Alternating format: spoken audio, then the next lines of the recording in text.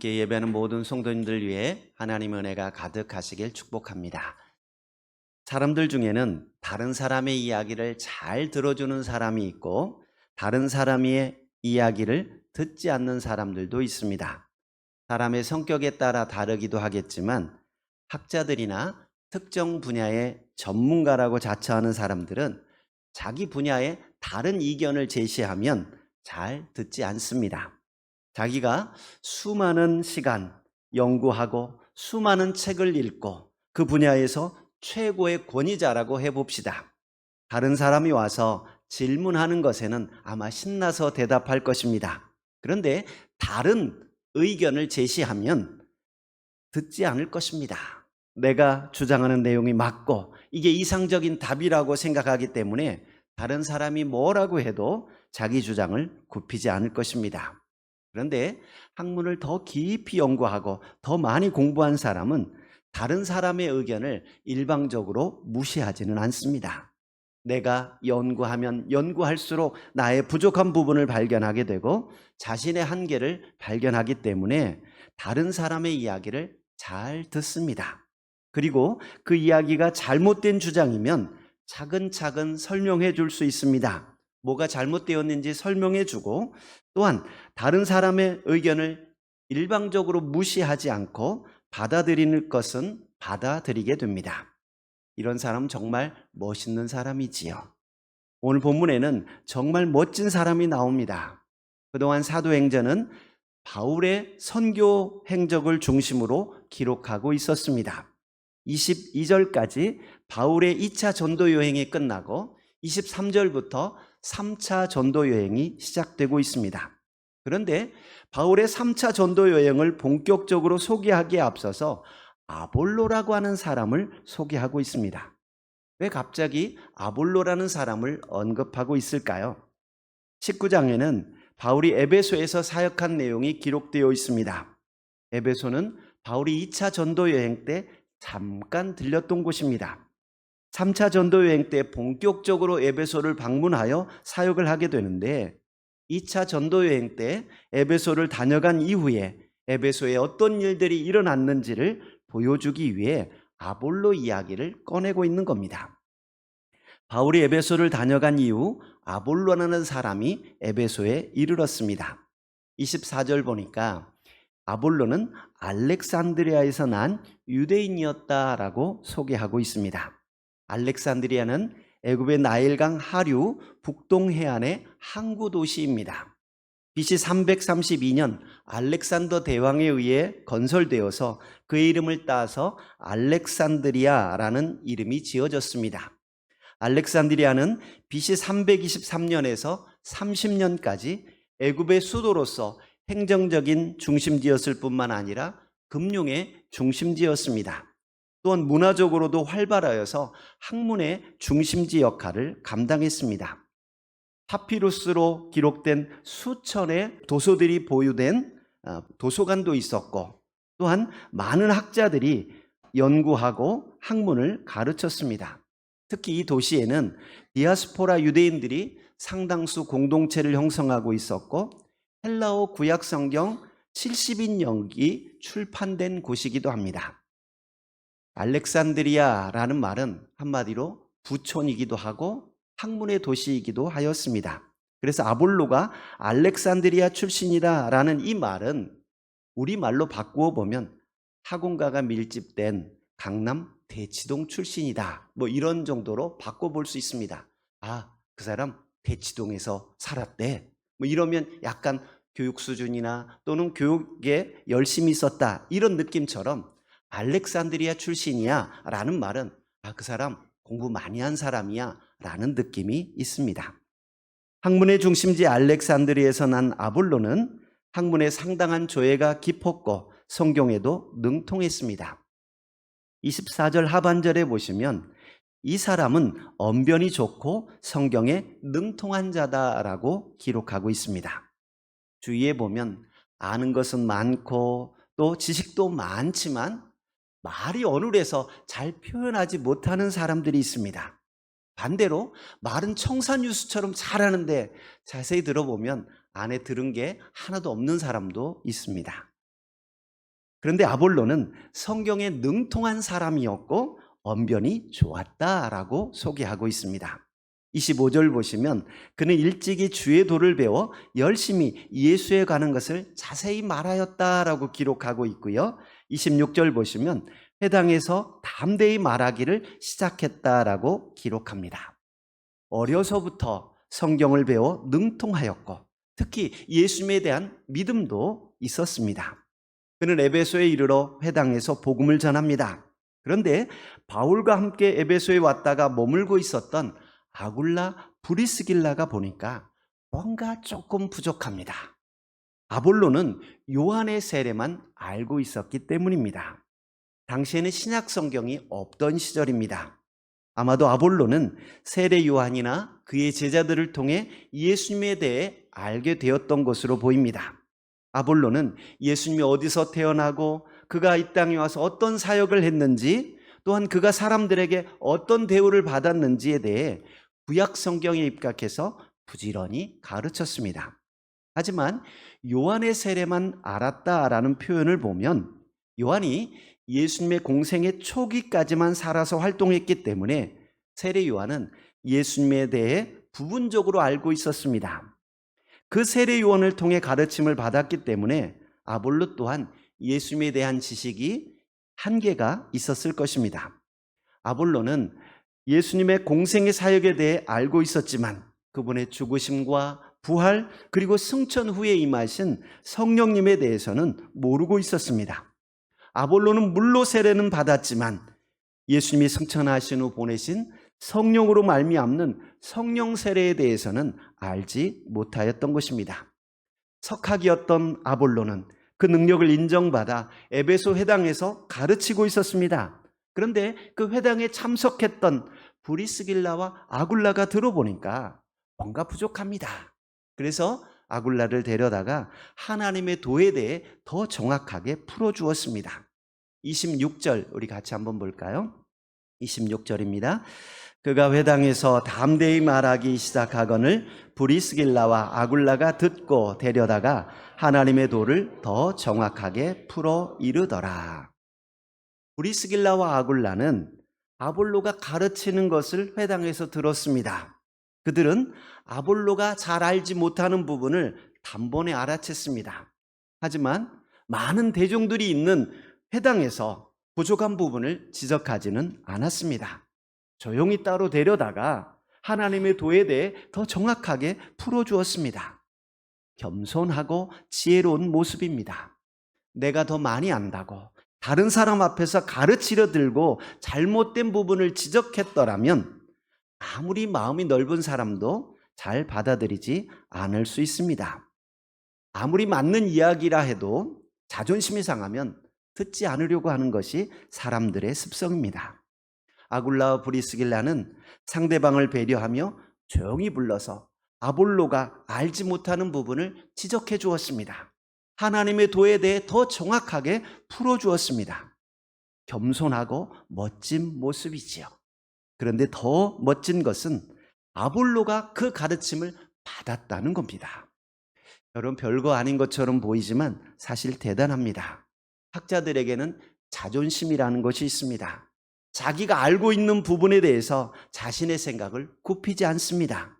자기가 진리라고 믿는 부분에 있어서 목에 칼이 들어와도 아닌 것은 아니다라고 말하는 거지요. 바꾸지 않습니다. 사도행전 17장에 보면 철학의 도시 아덴에서 바울 사도가 너무도 멋지게 복음을 전하였습니다.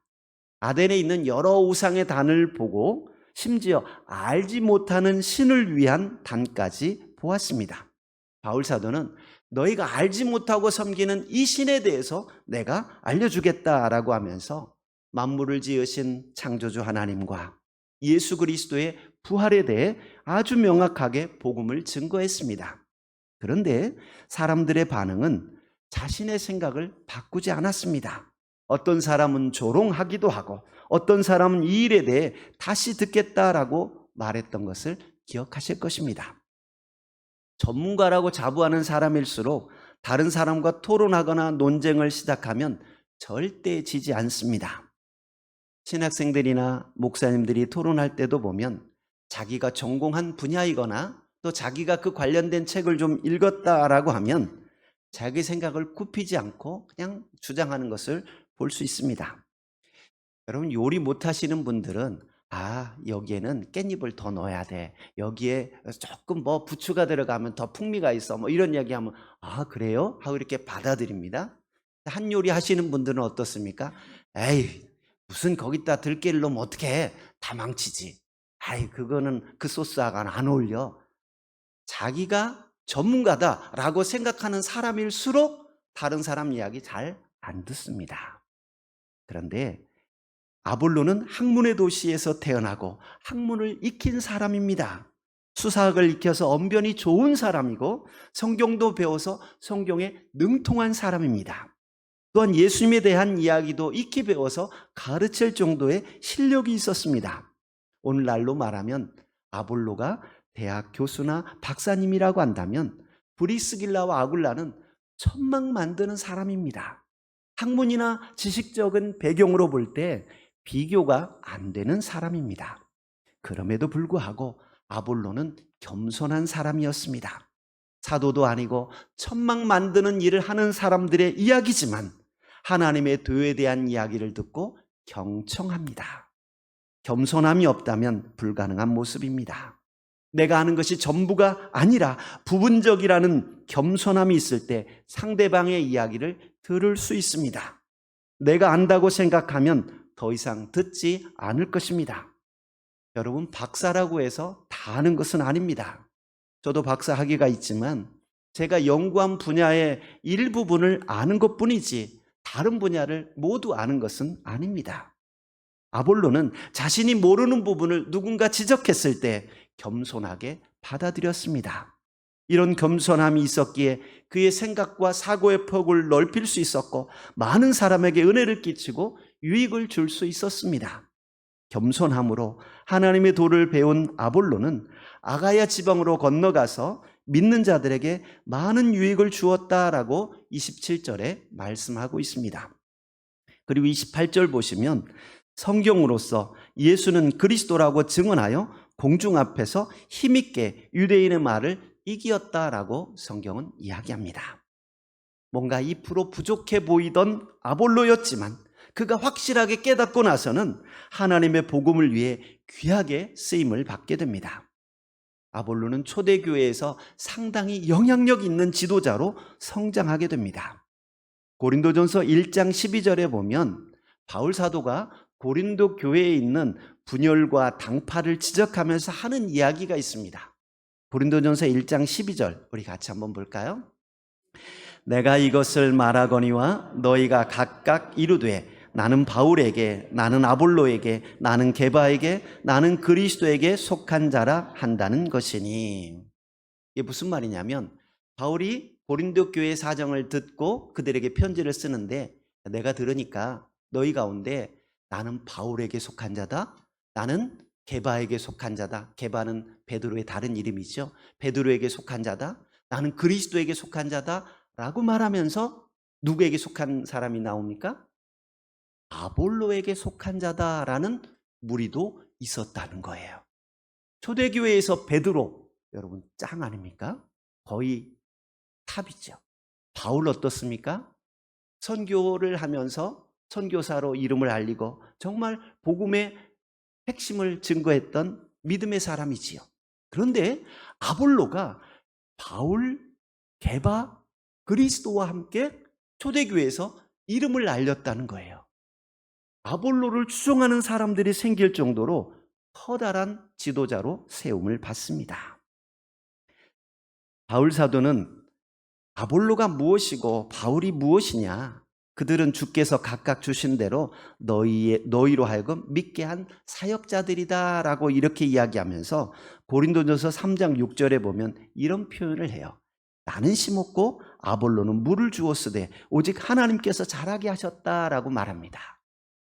바울파, 그리스도파, 아볼로파, 게바파 있는 이 혼란한 상황 속에서 나는 심었을 뿐이고 아볼로가 물을 주었고 하나님이 자라게 하셨다라고 표현해요. 우리 다 하나님 안에서 그리스도의 사역자다라고 말합니다.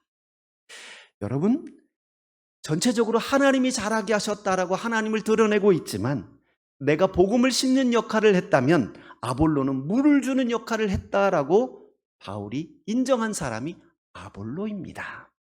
아볼로는 초대교회에서 상당히 영향력 있는 사람으로 성장하게 되었던 것입니다. 그렇게 아볼로가 고린도로 가게 되었을 때 바울이 에베소에 도착한 것입니다. 오늘 본문 19장 1절 같이 한번 보겠습니다. 1절, 2절 같이 읽습니다. 아볼로가 고린도에 있을 때에 바울이 윗지방으로 다녀 에베소에 와서 어떤 제자들을 만나 이르되 너희가 믿을 때에 성령을 받았느냐 이르되 아니라 우리는 성령이 계심도 듣지 못하였노라.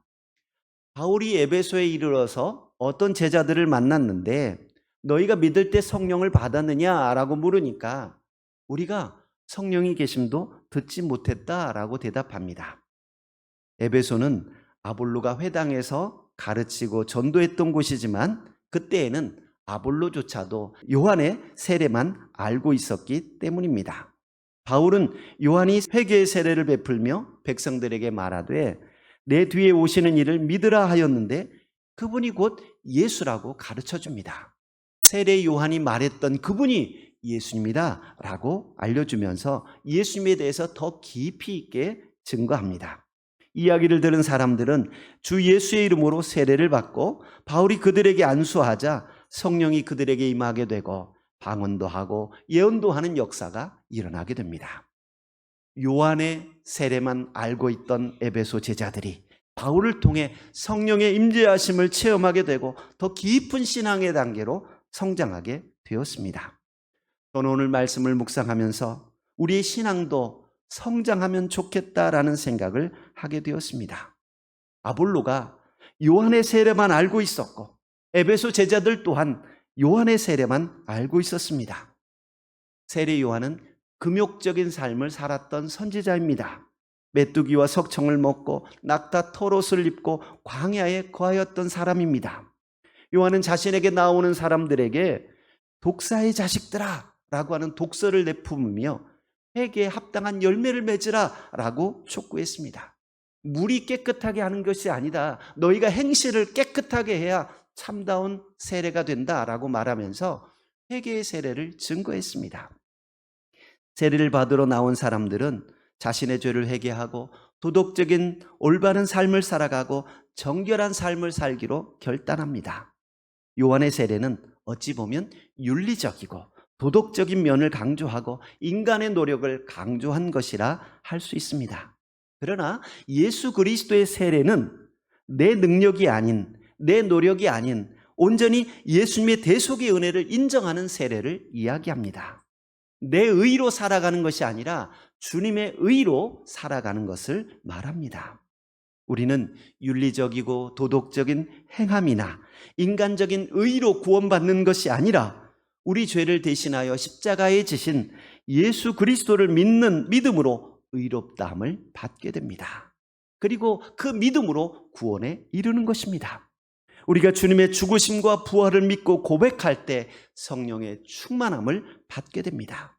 바라기는 이 시간 함께 예배하는 모든 성도님들이 요한의 세례만 아는 신앙의 초보 단계에서 예수 그리스도로 말미암는 세례를 받고 성령의 충만함을 받을 수 있기를 축복드립니다.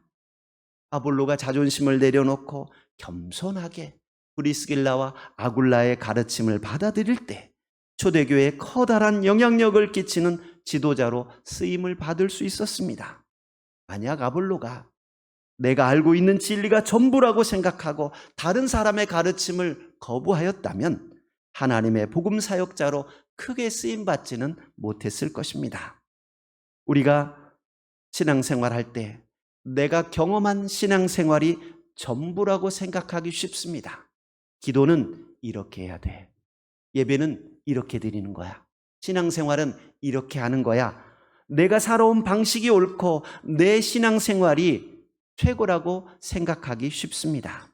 그러나 내가 알고 있는 것에만 머물러 있다면 성장하지 못합니다.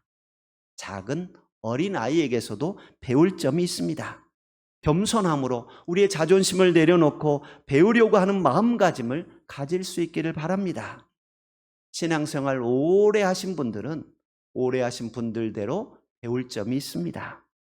이제 갓 예수를 믿은 초신자들은 그들 나름대로의 뜨거운 열정이 있습니다. 모든 사람에게서 배울 점을 찾을 수 있었으면 좋겠습니다. 빌립보서 2장 3절에서 바울 사도는 이렇게 고백합니다. 아무 일에든지 다툼이나 허용으로 하지 말고 오직 겸손한 마음으로 각각 자기보다 남을 낮게 여기라 라고 말씀하고 있습니다. 여러분 옆에 계신 분들하고 인사 한번 할까요? 잘 배우겠습니다. 한 수 가르쳐 주십시오. 여러분 신앙생활 오래 한 사람들은 좀 뜨뜻미지근해요. 기도해도 뜨겁게 안 하고 그냥 이렇게 하고 있고 좀 열정이 없어 보입니다. 그런데 그 몇십 년 내공을 무시할 수는 없어요. 여러 가지 시험거리, 여러 가지 환난과 비파, 여러 가지 문제들 속에서도 꾸준하게 그 자리를 지키고 있다는 것 대단한 겁니다. 그분들에게서 좋은 면을 볼 수 있어야 합니다. 또한 꽃신앙이라고 하죠. 막 뜨거워서 새벽에도 나오고 막 낮에도 나와서 기도하고 열심히 부르짖는 사람들, 아유 좀 지나봐, 얼마까지 가나 보자, 이럴 게 아니라 그 사람들에게 있는 열정을 본받을 수 있어야 돼요. 내가 이러면 안 되지 라고 하면서 하나씩 하나씩 배울 것을 배워가게 되면 우리 신앙이 어느덧 성장하게 된다는 것입니다. 내가 알고 있고 내가 깨달은 영적 진리가 전부가 아니라 극히 일부라는 사실을 기억하시기 바랍니다. 특히 은사자들, 내가 받은 은사가 최고인 줄 알아. 내가 은사를 받았고 하나님의 계시를 받았고 하나님의 음성을 들었어. 다 무시해. 목사님도 무시하고 장로님도 무시하고. 내가 하나님께 직통 계시를 받았는데 구역장이 말해봐요. 콧방귀나 끼겠습니까? 하나님께 직접 계시를 받는 사람인데. 그런데 여러분, 아니에요. 내가 받은 것은 많은 것 중에 일부입니다. 한동안 중국 여행 다녀오신 분들이 나 중국 갔다 왔어 라고 하면서 중국은 이렇더라 라고 말하는데, 그럼 중국을 우리가 여행할 때 다 갔다 와 볼 수 있습니까? 저 변방을 한번 갔다 온 사람은 중국 못 살더라, 우리 70년대 같아, 이렇게 말하는 사람도 있고, 저 상해나 아주 번화가를 갔다 온 사람은 야 중국이 우리보다 훨씬 낫던데, 이렇게 말하기도 하고, 너무 넓기 때문에 종합적으로 이야기할 수 없고 내가 보고 온 것이 전부라고 말할 수 없습니다. 하나님께서 주시는 은사와 이 영적인 비밀은 너무도 크고 풍성합니다. 내가 경험한 것은 극히 일부라는 사실을 기억하십시오.